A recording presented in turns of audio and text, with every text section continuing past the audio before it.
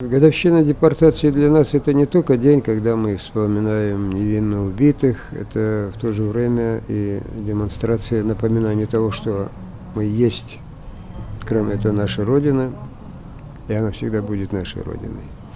Демонстрация единства нашего народа, нашей решимости в отстаивании своих законных прав.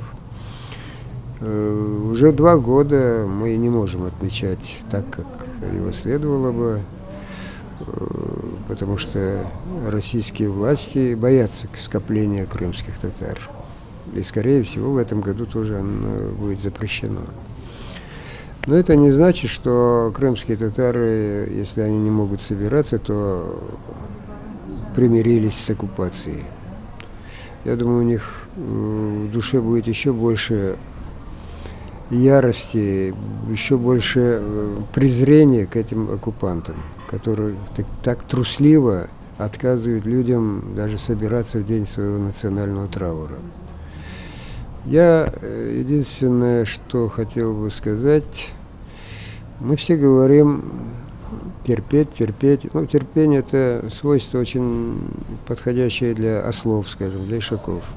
А человек должен отстаивать свое достоинство. Мы всегда придерживались и будем придерживаться ненасильственных методов, но есть очень много методов ненасильственных, демократических, которые позволяют нашим соотечественникам отстаивать свои права. Я бы призвал своих соотечественников быть более активными в этом плане.